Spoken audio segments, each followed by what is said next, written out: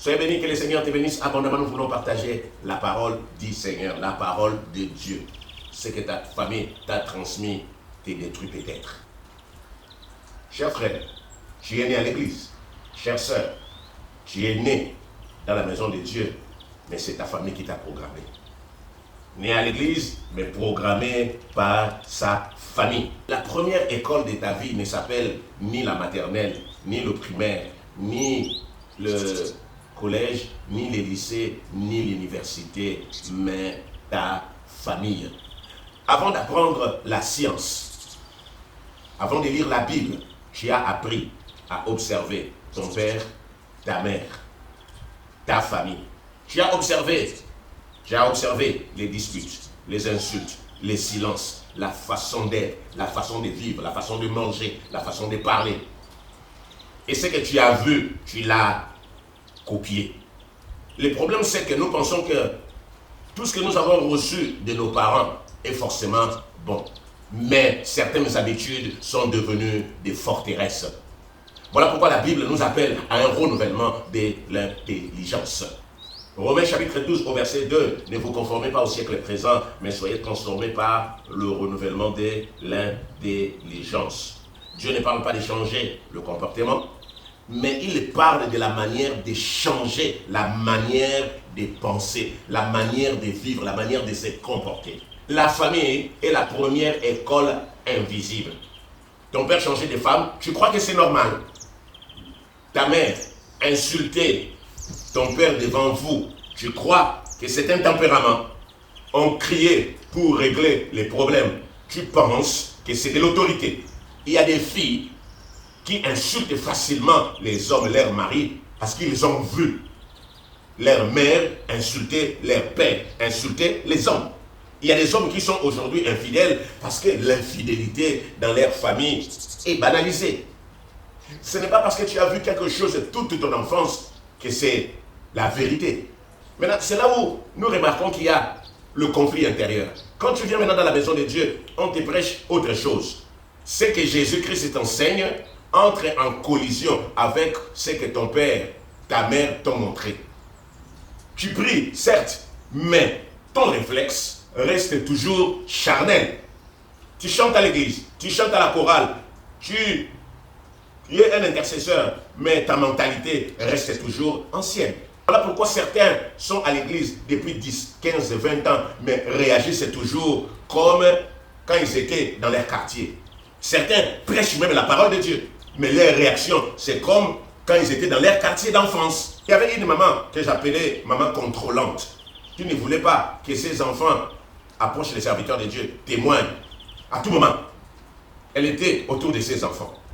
Parce que les enfants ne comprenaient plus rien.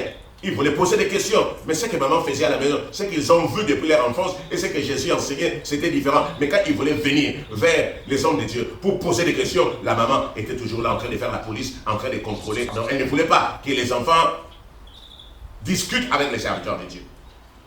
Mais pourquoi maman empêchait aux enfants de côtoyer ou de discuter avec les serviteurs de Dieu? Parce que la lumière allait révéler les ténèbres. Elle savait pertinemment que la lumière de la parole de Dieu allait révéler les contradictions. J'ai remarqué que dans nos églises, nous défendons nos habitudes familiales plus que la parole de Dieu.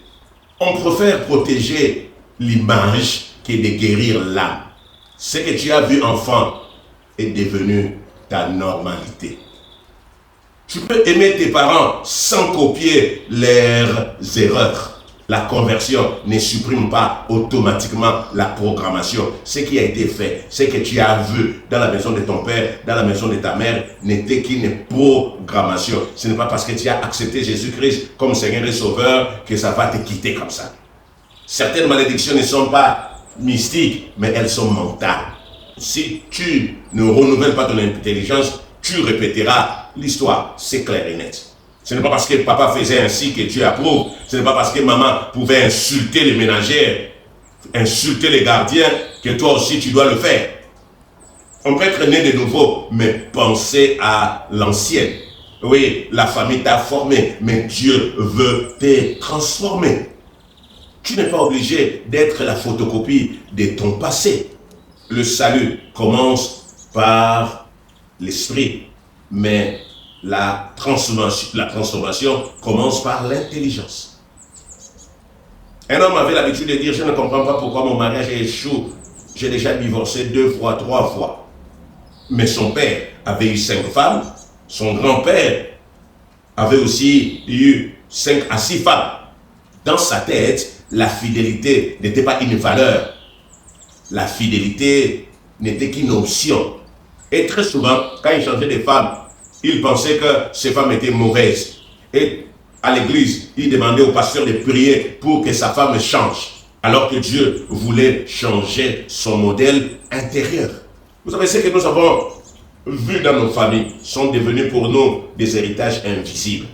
On hérite d'un langage, d'une manière de gérer l'argent, d'une manière d'aimer, d'une manière de gérer les conflits, de gérer la colère. On a hérité une vision du mariage. On a hérité l'autorité, d'une relation à l'autorité. Si ton père, ta mère avait l'injure facile, tu risques d'avoir la réplique facile. C'est qu'ont été vos pères, vous l'êtes. Les mauvaises compagnies corrompent le bon mœurs. Nous répétons cela. Si ta mère criait pour se faire entendre, tu penseras que crier c'est de l'autorité, qu'il faut crier à tout bout de champ pour se faire entendre. Parfois, ce n'est pas volontaire, c'est plus fort que toi. C'est devenu une seconde nature.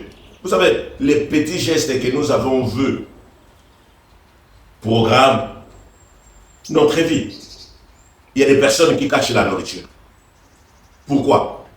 Parce qu'elles ont grandi dans un environnement de manque. Même si aujourd'hui, elles sont dans l'abondance. Elles ont l'abondance, mais leur mentalité reste celle de la pénurie, du manque. Un homme peut être riche, mais avoir du mal à partager. Mais si tu n'as jamais vu ton père donner, ta mère donner, tu auras du mal à donner. Le don ne sera pas naturel pour toi. Si tu viens d'un environnement où les hommes n'étaient pas des hommes de parole, les engagements n'étaient pas respectés, les objectifs n'existaient pas, on vivait au jour le jour, alors tu vas vivre sans structure, sans objectif, sans vision. Tu seras terre à terre, tel que tu as vu dans la maison de ton père. Tu vas manquer la discipline. Mais entre-temps, tu aimes Dieu, tu pries beaucoup, tu adores Dieu, serviteur de Dieu, disciple. Mais il y a cet art. Vous venez d'une famille où on ne connaissait pas les principes. Or, dans la vie, pour réussir, il faut le principe. Il y a des principes à suivre. Dans la vie chrétienne, il y a des principes. Mais si vous venez là où c'est terre à terre, où personne ne respecte personne, même si vous devenez l'homme rempli d'onction du Saint-Esprit, mais le caractère va vous empêcher de maintenir cette onction. Parce que vous ne connaissez pas le principe de la vie, les principes de Dieu. Quand nous lisons dans la parole de Dieu, Abraham, Isaac et Jacob, ils ont répété le mensonge, le favoritisme, les stratégies humaines. Même si les bénédictions se transmettaient, mais en même temps, ils ont transmis certaines faiblesses à leurs enfants. Donc cela montre que la transmission est réelle, mais la transformation est possible. Quand est-ce qu'on acquiert la seconde nature? Le vécu. Les vécus en famille, au quartier, dans ton environnement de tous les jours. À force de voir, on normalise, on copie, on imite, on reproduit. Et un jour tu vas dire, c'est mon caractère, je suis comme ça. Non, c'est ton apprentissage. Tu n'es pas né avec tout, mais tu as appris beaucoup. Certaines choses que tu appelles autorité, habitude, caractère, ma façon d'être, sont des héritages. Ce n'est pas parce que c'était normal dans ta famille, dans ton quartier, dans ton environnement, que c'est normal chez Dieu. Non. Vous savez quoi? La pauvreté mentale survit même après la prospérité physique. On peut enlever quelqu'un du ghetto, mais le ghetto est en lui. On transmet plus par l'exemple que par des paroles. Il y a quelqu'un, tu peux aimer tes parents sans reproduire leurs faiblesses, leurs limites, leurs erreurs. La grâce de Dieu sauve. Mais le renouvellement de l'intelligence, le renouvellement intérieur transforme.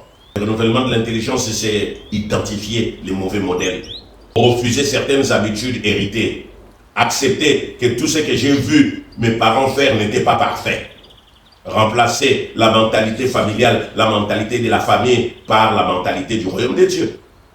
C'est la parole de Dieu. La vraie question n'est pas qu'est-ce que mes parents m'ont donné, mais c'est qu'est-ce que je dois arrêter de faire. Qu'est-ce que je dois garder. Tout héritage n'est pas à conserver. Il y a des bénédictions à préserver, certes. Il y a des comportements à briser, à bannir. Des mentalités à renouveler, des cycles à arrêter avec toi. Voici la clé si tu n'as rien retenu, cher ami. Ce que tu as vu enfant contrôle ta vie. Ce que tu as vu quand tu étais dans la famille contrôle ta vie encore.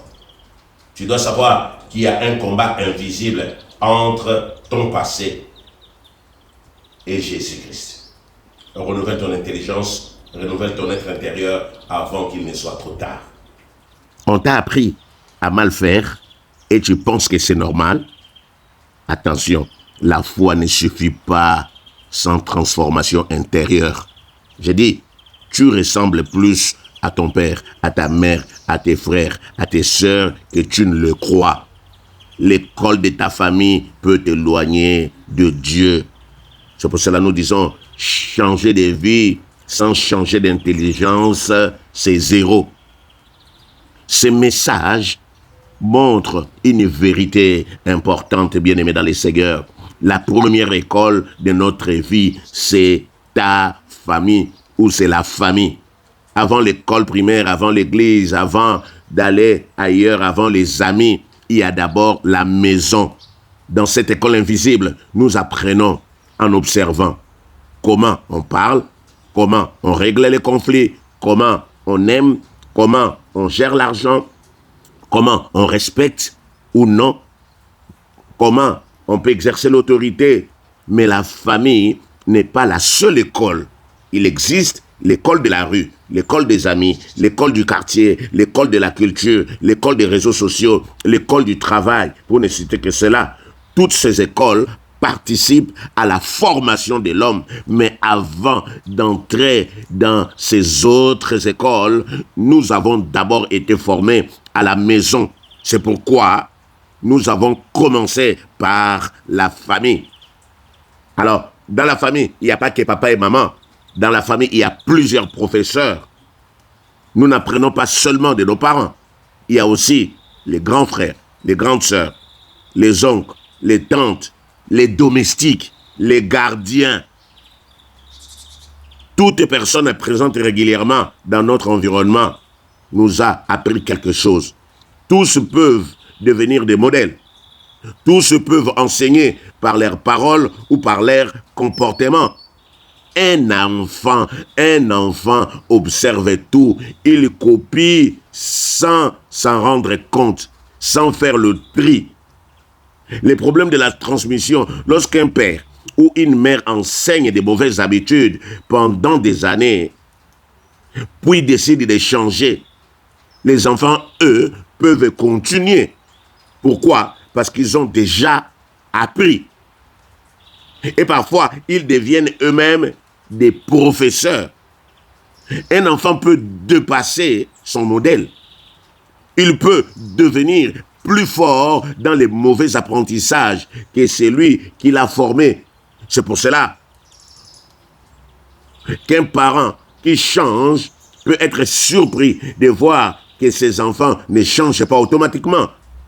La conversion d'un parent ne supprime pas la programmation de cette matrice déjà installée. Alors, la solution, c'est le renouvellement de l'intelligence. Même si vous amenez l'enfant à l'église, au Seigneur, l'enfant va être converti, mais il lui faut la transformation. La transformation ne vient pas seulement par la prière, elle vient par le renouvellement intérieur. Nous devons demander à Dieu de changer notre manière de penser.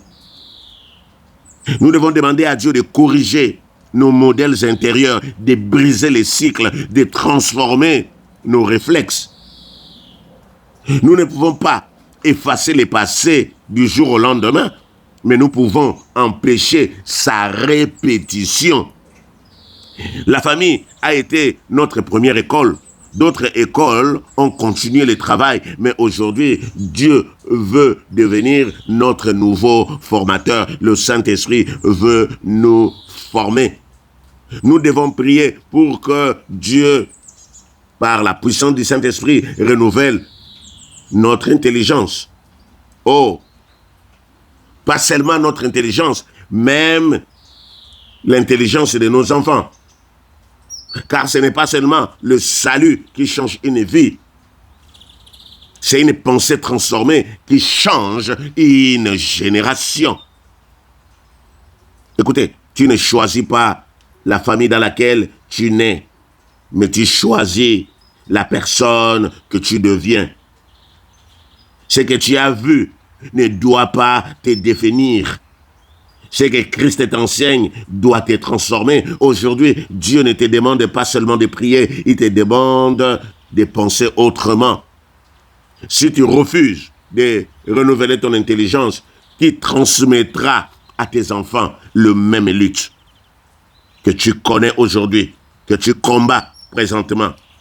Mais si tu changes ta manière de vivre, ta manière de parler, ta manière de penser, tu deviens la génération qui brise les cycles. Tu n'es pas responsable de ce que tu as vu quand tu étais enfant, mais tu es responsable de ce que tu continues à être. Si tu ne t'examines pas, tu deviendras la continuité. Mais si tu prends conscience, oh, tu deviens la rupture. Tu deviendras la rupture. La famille t'a donné une base, mais Dieu t'appelle à une transformation. Tu peux être le premier de ta lignée à vivre différemment, à vivre autrement. Oh, que le Seigneur te bénisse. Que le Seigneur te bénisse, cher ami. Nous allons prier. Oh Père, je viens à toi. Jésus de Nazareth, tu m'as parlé. Je reconnais, ô Éternel de gloire, que je suis le cliché de ma première école. Cette école s'appelle la famille. La Bible me dit ce qu'ont été vos pères, vous l'êtes. La Bible me dit tel père, telle fille, telle mère, telle fille. Seigneur, je suis comme mon père, je suis comme ma mère. Oui, j'ai hérité de lui des bonnes et surtout des mauvaises choses. J'ai hérité de ma mère des bonnes et plus les mauvaises choses. J'ai hérité de mes oncles, de mes tantes, de mon environnement. J'ai hérité de mes gardiens. J'ai hérité de nos domestiques. Seigneur, aie pitié de moi. Éternel, souverain, je suis à l'église. J'ai accepté Jésus, mais il y a une lutte. Il y a un combat. Il y a une collision entre ce que j'apprends dans la maison de Dieu et ce que j'ai appris dans la maison de mon père. Je pensais que c'était un modèle par excellence. Or, aujourd'hui, je me rends compte qu'il y avait beaucoup de mauvaises choses. Renouvelle mon intelligence, renouvelle mon être intérieur. Oh Dieu, merci. Cher Saint-Esprit, j'ai besoin de toi. Apprends-moi à marcher, à être comme Jésus. Éternel, merci pour cette parole. Merci pour cet enseignement. Merci parce que tu es en train d'ouvrir l'intelligence de quelqu'un. Merci parce que tu es en train de changer les comportements, la manière même de vivre de quelqu'un. Parce que le renouvellement de l'intelligence ne consiste pas à changer les comportements, mais à changer la manière de vivre et de penser. Merci Dieu. Merci pour ta bonté. Merci pour ton amour. Cher Saint-Esprit, je te dis merci. Merci parce que tu enlèves les disquettes que j'ai dans ma tête. Merci Seigneur parce que tu places de nouvelles choses. Merci. Au nom de Jésus. Amen. Wow. Que le Seigneur vous bénisse. Amen, amen, amen.